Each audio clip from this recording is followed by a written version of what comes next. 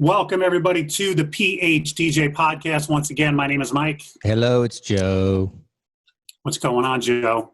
Good morning, sir. You're a little late. You're a little late to the mic. Sorry. What's going on here? I had the greatest excuse, though. We were supposed to record at 9, and at 8:55, the nurse who's taking care of my dad is in the hospital. It happened right after we recorded last week. My dad's in a fantastic hospital in New York City, Mount Sinai. He has tested positive for coronavirus, which is it's scary news, but we have gotten nothing but really good news. He's in pretty good condition, weak, but the fever is not bad, and he only needs a little bit of oxygen every day to help him breathe. So it's positive news so far. But right before I was supposed to hook up with you, the nurse FaceTimed. So I'm upstairs FaceTiming with my dad, and I'm like, I think Joe will understand. No, 5 minutes late. Kelly and I were kind of chatting with him and catching up with him. So yeah. Anyway, if you are listening to this and that's news to you, I'd appreciate positive vibes. I'd appreciate thoughts and prayers if that's what you do for people. But I know we've all been personally affected, but this is now obviously kind of hit home a little bit more. Bad news. Yeah, there's no doubt. You know, I remember seeing an article, or actually it was a post a friend of mine made early on. And, he broke it down. He was like, you guys aren't treating this seriously now. In 2 weeks, you'll know somebody that knows somebody that knows somebody that has it. In 4 weeks, you'll be directly affected by somebody, So my mother-in-law tested positive, Ainsley's. Ainsley's mom? Stepmom. Yeah, early on, the people that were trying to downplay this, I saw them, kind of sarcastically on Facebook say, does anybody know anybody who has this? And yeah, sure, early on, that was the case. Nobody probably knew, very few people, the odds of you knowing somebody personally. But yeah, I mean, at this point, with what, 1 million Americans infected, and that's only people who have tested positive, because we still don't have the testing we need. Correct. Yeah, I mean, I'm sure you probably know. And listen, I've often wondered, have I already had this and gotten through it? Because I thought that myself. They did some trace testing in New York City and this is a small percentage of the population, so it's nowhere near scientific. But in that small percentage, 25% of the people had the antibodies, which means they had it and already gotten over it. Yeah. So, I mean, as strange as this virus is, that it's literally killing people at an amazing rate, it's also some people just don't get any symptoms. So I've wondered two things. I've wondered, A, have I had it and been through it? And then the other day I took the mail in and I put it where I needed to go, and then I washed my hands immediately. And I thought to myself, I wonder if I've had it on my hands and washed it off before I touched my face. You know what I mean? Like, has it gotten that close to me yet? I don't know. Who knows? Man, I kind of feel the same way, that I was exposed at some point. I went on those 3 trips right when it started to break. Like, I went New York, I went Key West, and I went Atlanta. And I was at a concert at one place. I was at an NBA basketball game place at the other, on a plane 6 times within a week. And I don't know. I felt like if I had a chance, it would have been then to be exposed to it. And maybe Ainsley sent me a long article about, how people's DNA, in other words, Ainsley's brother, who's been living with his mom for months, has not tested positive. So, I mean, and they're living in a 2,000 square foot house. You know what I mean? It's just, it's very strange virus, like you said. Yeah, it really is. It really is. And you had a very real moment this week, Joe. Can we talk about that real quick? Yeah, man. I think hey, Mike, double check on your settings real quick, that you're on mic and not on the computer mic on the check. I think it's coming through. Just scroll over the screen real quick and make sure on your little mic icon it says Scarlet. Input Scarlet, output Scarlet. Yeah. Okay. Yeah. Just double checking. So. All right. Yeah. Maybe I need to turn it up a little bit. Yeah. Listen, you put a post up on Facebook, on as well, both socials, right? Mm-hmm. And your head was down, and I thought you were very, very real. And I thought I honor you for doing that, Joe, because it was a very real moment. And I guess you got a lot of feedback about it, right? I did. Yeah, I usually don't get a lot of comments on my posts because it's, usually kind of between the ditches and nothing really political or religious or anything. But that post kind of exploded. I mean, I did have Linus over to take some pictures because I was like, oh, I just want to. I don't know if I'll ever have my hair this short again or a beard. Can I tell you something, Joe? That's the funniest thing. But when I first saw it, I said, Joe is so keen about professional images. Even this post where your head is down, you're deep in thought, could look like depression, could even look like maybe you're crying. Even that is a professionally done picture. And so as much as my heart broke for you, and I said, you know what, kudos to Joe. I also went, there's my buddy right there. He will not put up a, like most people in that moment would have to take a picture of them looking sad and explain it. But you've even got do you have that like a media team in hazmat suits following you at all times? It's just very far apart. And we've been together since that Key West trip on and off, filming stuff. We don't really, embrace, and we're always kind of at a distance. Like he was putting, the lenses on his camera and putting the battery in and stuff. And I was like, oh, we'll get some stuff around here. And I don't know. He just walked out and shot that. And I was like, well, that's pretty freaking real right there. That's it is a real pretty shot. Accurate. And your comment about, you woke up feeling pretty blah. I honor you for sharing that kind of honesty with people. And you and I have made a conscious decision to be positive. On this podcast. And I think that's important. But I also don't want to lie to the listeners. No. I have bad days, especially since last week. I mean, my fucking 80-year-old dad is in the hospital with coronavirus. This is exactly what I didn't want to have happen. So if you don't think I've had moments of clarity and sadness and anger, perspective, you're kidding yourself. Anger, all that. Yeah. And so I tip my cap to you for being real and honest and all that. So, but at the end of it, it is positive. I mean, that's why I said I'm gonna turn it around and head up and keep on working. And that was kind of the message as well. Like, we're all gonna have these shit days. The longer it goes on, I think. You know what I mean? It's inevitable. Inevitable. Yep. No matter how positive of a person you are. Right. Totally. Anyway, so I think it's actually a good segue into a topic which I basically stole from Jamie Bodie, who stole it from Matt Radicelli. I saw Jamie Bodie post. My friend Matt Radicelli asked this question this morning on Mitch Taylor's Live at 7:55. This is a great Friday exercise post, so we're not doing it on Friday. But who is it that was super influential in your life, that if you had not interacted with them or they did not impact your life, you wouldn't be where you are today, business or personal? I can't tell from the posing of that question if they wanted one person, but I have multiple answers, obviously. So, and I hope you do too, right? You have more than one person? Yeah, I do. All right. You want to start? Sure, man. I think since we're on the topic of dads, I got to put my dad in the list. And this is really in no particular order. I think we've talked enough on the podcast about how important I think that family is. You get certain things from your parents that are super impactful, whether it's, things they say, and as I've gotten older, I find myself becoming more my dad. The big thing at the dinner table, I used to eat super fast. I still eat super fast, especially after being a wedding DJ for the last 30 years. Right. And it was, you need a shovel. And the other night, my little one was just pounding tacos. And I looked over at him and I was like, hey man, you need a shovel? It's just like you become your dad, or even he has all these fishing sayings. So whenever I'm fishing, if you throw your lure up in a bush, he's like, squirrel fishing.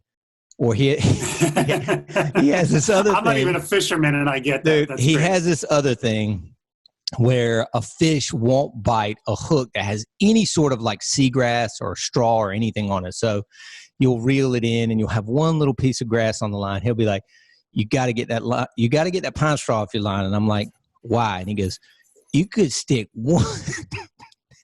He always goes, you could stick one piece of pine straw up your asshole and swim all the way across the Atlantic and nothing would touch you. I've heard it hundreds. It doesn't matter where you're fishing. It can be freshwater, saltwater. Mr. Bunn. That's Joe Bunn awesome. Senior. That's the kind of guy he is. So, but he teaches you, the things I've learned from being a little boy. I mean, from shaking hands when people used to do that, looking people in the eye, always saying your last name when you introduce yourself. Like, there are things that have stuck with me. Respect. I'll never forget. I talked back to my mom one time, and I was getting to be in that like early teenage years, maybe 14, 15. And he picked me up off the ground and slammed me against the wall. And I was like, that's the last time I'm going to speak back to my mom. Wow. Like, yeah. I mean, you know, and I remember that like it was yesterday, and it was 30 years ago.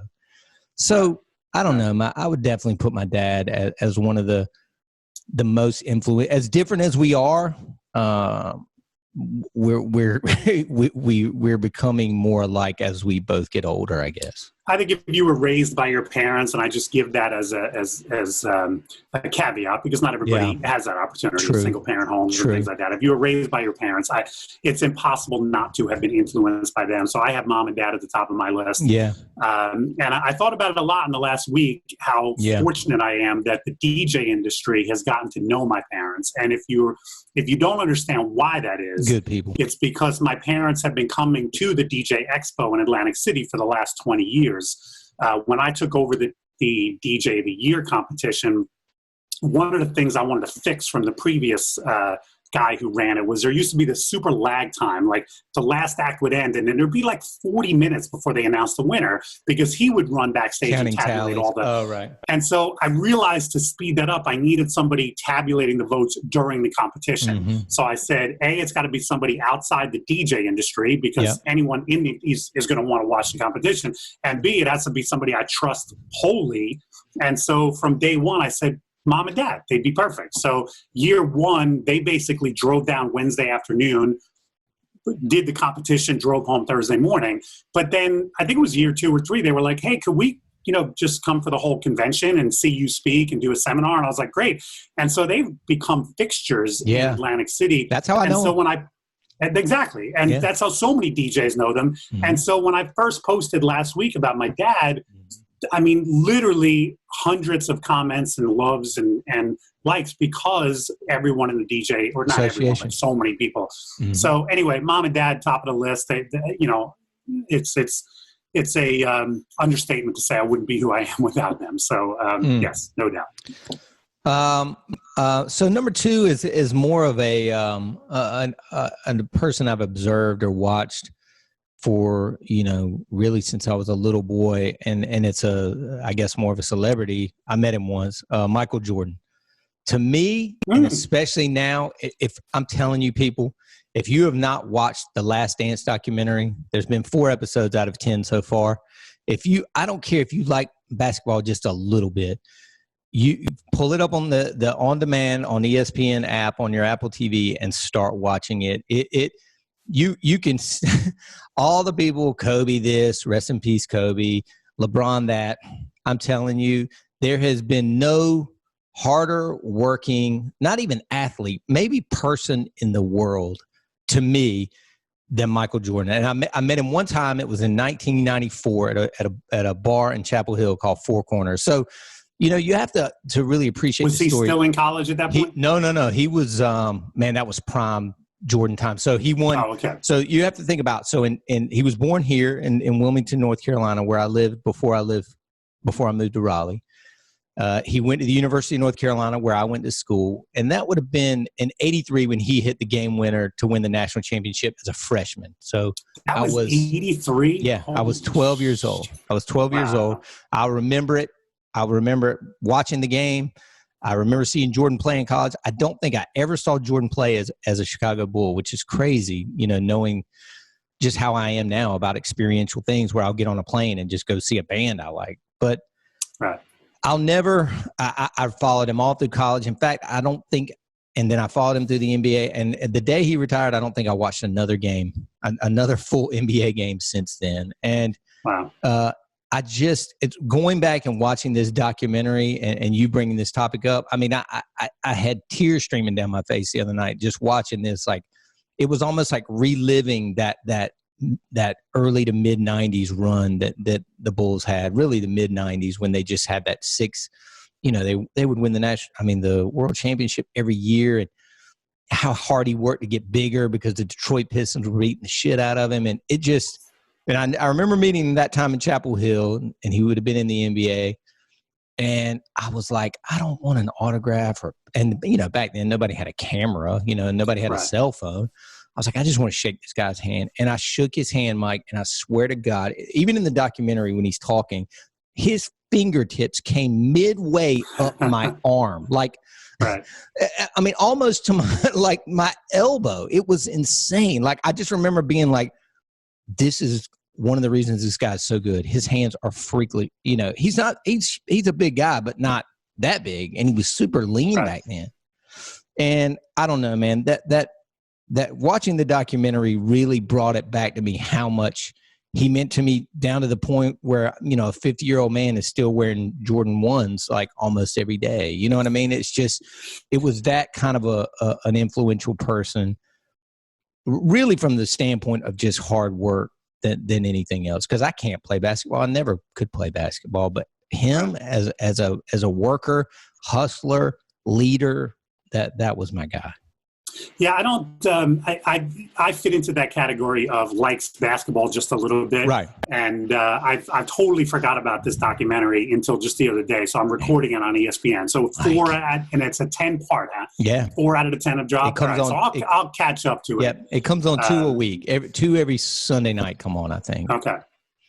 You're gonna love it. So I had Kelly on my list next. Kind of a no-brainer, just like parents. I mean, Kelly right now is the longest relationship I've ever had in my life. We're coming up on 19 years together. And, to me, the living with somebody day to day, how can they not influence you? And it's become more prominent, I think, over the last 6 weeks because we are bunkering down together.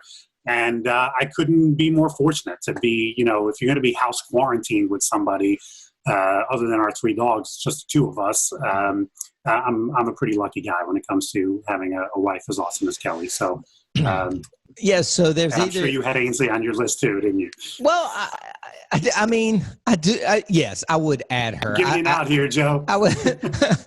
Yes, of course. I mean, listen. At the end of the day, like people say, during this thing, there's either going to be a run on divorce attorneys or pediatricians. You know what I mean? Like, very good. I like that. Yes. Yeah. You're going to go either way. So. Man, if you got to be stuck inside with people, I think Kelly and I will avoid both. Yeah, I think we'll be able to avoid both. I pray that you're getting along with your family because I think a lot of people do not, and I think that's unfortunate and sad, and it's got to be rough. So everybody, hang in there. Right. I guess my last one. I just kind of had 3. Like I almost had like a familial one, and then I have more of kind of like a celebrity one. And then I don't have any celebrities. I had a DJ one. So my DJ one, we're talking to him, folks. Mike Walter. No, Joe. I swear to God, that's very dude. Nice of you. Real talk. Thank you. I never. And ironically, I found Mike. I mean, pseudo, not late in life, but midway through starting this, and I feel like it changed so many things. I mean, it kind of rechanged my focus in life. That I remember going to, and I'm not going to name any names, so many DJ conferences, and there was kind of a changing of the guard at that time. Mike and I are, what, 5 years apart, Mike? I'm 48. You're 52, 3? So 6 years. I just turned 54. And I remember seeing Mike as kind of, and this was, again, Mike would have been in his 30s probably when I first saw him speaking. And I was like, this is the guy that is speaking to me right now. Like, I these older guys or these kind of older guard, I'm like, no, I don't think they get it. And I remember Mike, he always looked sharp, and he always gave like a super poignant seminar, and I was like, this is my guy. And I just gravitated towards Mike. Like we've told you before, I brought him to North Carolina way before the podcast, way before the workshop, way before anything we ever did together to train my guys. Like, he was the guy that I looked up to. Like, man, if we're doing whatever back then, a couple hundred shows, this guy's doing 800 shows. Like, is there anybody any bigger? Like, I want to learn from this guy. And so not only did you influence me on a speaking standpoint, I remember thinking to myself, I can do this. I went to so many seminars, was so frustrated, and Mike would come on and I'd be like, I can do this, and I can do it like, not like Mike, because I'm that level, but I can teach. And he's actually So I've seen you do enough seminars. You do an awesome job. I'm a teacher. It's your personality. It's you bring your own personality, sense of humor. I think you're story time, right? In your seminars about working in some visuals and sense of humor. So, but Joe, thank you. Just so you can see, I have a much bigger list than you, but I saved you for last. And like you said, there's no specific order, but I figured I would end with you. So, and you have been, Joe. You've been extremely influential in helping me expand my influence. And that's one of the things. I have John Young on my list, and I have the guys from DJ Times, because similarly, they gave me bigger platforms. They trusted in me, and they gave me bigger platforms to speak to our industry, as did you. I mean, you were the one that came up with the idea for the workshop. You were the one that came up with the idea for this podcast. You were the one that pushed me. You told me what to buy equipment wise. Like, I remember, I still have those emails from you, about let's get hooked up. Let's get this weekly thing started. So, I thank you for that, and I think that you've helped me. If I've had a platform to speak to this industry, a higher platform, it's because of the DJ Times people. John Young, who asked me to write for him over 20 years ago now, I think. Yeah, or close to I put John on my list as well. And you, But there's no doubt, man, Mike. I don't. My life would be different. It'd be different for a lot of people, because they wouldn't have had this podcast without you. I couldn't do it by myself. The Vault would have never been born, because that was born from me speaking. And the first videos I made those videos because you made videos and you sold videos and you spoke at DJ conferences. Like, my life would be different, and a lot of people listening to this, man. Like, that's why I really just narrowed it down to 3 people. Like, I think that list, I mean, I could have gone on and on, but like, really, like, high level, those are my people, man. So anyway, thank you. Thank you. Well, I put a little bit more work in, so I'm not. Yes. I'll rifle through my list because I did make it a little bit more. That's all right. I know you've heard me talk about Brendan Holland. He was my first boss growing up at St. Margaret's. Right. He was the head maintenance guy, and I worked under him for 4 years. I think I calculated it the other day. There's a 26-year difference between he and I. So to the point now, I'm getting close to that when I hire new people. Like, I'm getting close to the point where there's about that age difference between me and the young kids, if you will. And Brent, I think one of the main things I took away from Brendan was that you can relate to people not in your generation. And Brendan was brilliant at that. And Brendan also taught me to have a sense of humor at work. And I think I've always been good at, listen, this is serious. We have a job to do. We have to take it seriously, but that doesn't mean we can't have fun doing it. We had a pisser at St. Margaret's. I don't know if I've ever shared this story, and I'll make it quick. We had an older gentleman also working with us, and he came in one day and he had a little booklet and he was filling it out. And Brendan said, "Bill, what are you doing?" He said, "Well, I just bought this new car, and they promised me, I forget what the number was, 20 miles to the gallon. And I want to calculate it to make sure." So Brendan and we used to have a gas pump on the property. Yeah. Because we had, trucks not trucks, but lawnmowers. Oh, lawnmower. Yeah. So every day we would put a little bit more gas in his car. So about 2 weeks later, Bill's sitting at breakfast doing his calculations, and he drops his pencil. He's like, "This is impossible." I'm like, "Bill, what's going on?" He goes, "I'm getting 88 miles to the gallon." He thought he had the most miraculous engine ever. Prius before the Prius. I'm cracking up, and Brendan's like kicking me under the table, and finally Bill's like, "What is going on?" And Brendan finally told him. But I mean, that's the type of stuff we used to do at St. Margaret's, just to keep things on edge. So I'll skim through this, but I also have my DJ staff on here because obviously without my staff, I wouldn't be where I am. And sure. And Elite wouldn't be what it is. People tell me all the time, you'll never find somebody who cares as much as the owner. And I don't agree with that because I have found a lot of DJs, if they don't care as much as me, they care this close to me. You know what I mean? Yeah. I call bullshit on that. Exactly. And I've also learned there's an old Indian saying that to teach is to learn twice. And I agree with that sentiment. Every time I have trained a DJ, I become a better DJ. When I teach emceeing, when you peel back the onion on a subject to teach it, because you need to be an expert to teach something, you discover things that you never realized, maybe even that you knew, but you were doing subconsciously. And so not only obviously does my staff make me money and help my reputation and help keep Elite going, but they've also, in training my staff and working with my DJs, they've made me better at what I do. Yeah, I'm the same, Mike. Anytime I speak, especially about hiring or something at a seminar, I'm like, I would have been nothing without them. Yeah, I could have run around and done this as a single op. Probably would have had to have another job, another source of income. Right. Bunn DJ Company doesn't exist without those guys. Exactly. And so I'll mention 3 more quickies. Sure. I'm going to put Marcello and Dave Nace together. I figured Marcello would be on there. Yeah. They're extremely influential as far as their positivity. Both of them are 2 of the most upbeat and positive people that I know. Specifically fitness. They both care about their overall fitness, and they motivated me to stay in shape. Dave Nace and I, because he lives so close, we have often done races together. Nice. He and I are very close at our overall fitness. So sometimes he beats me, sometimes I beat him. I'll never forget a 5K I was running where I was kicking his ass until the last quarter mile, and all of a sudden he blew by me. And on the drive home that day, because we had driven together, I said, "Dave, where'd you get that last kick?" He said, "Last night my son said to me, 'Hey, Dad, Mike's beaten you the last 4 or 5 races. You need to win tomorrow.'" And so he heard that voice in his head. So I'm like, damn, I didn't have a son to tell me. But so Marcello and Dave Nace. And also I'm gonna tip a cap to Randy Bartlett, who's not only a very good friend of mine in the industry.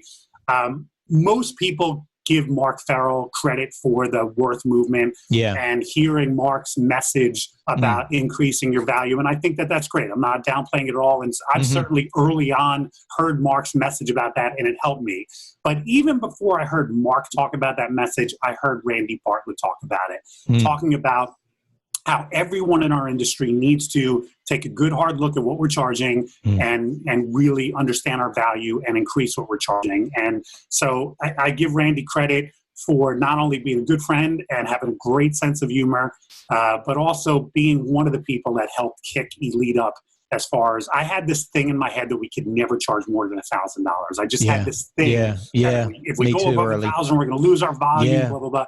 And Randy was the one, hearing Randy and then hearing Mark talk about it, Mark Farrell. There was the 1-2 punch, but Randy really was the one that got the ball rolling on that. So those are the ones. All of those guys, man. Those were the guys I heard at some of the early conferences that I was like, oh, this is a real business. This is a career. You're Randy Bartlett, you're Peter Marys, you're Mark Farrell's. Like, those guys are just, icons really in the mobile world. And so, shout out to them, tip a cap to them. They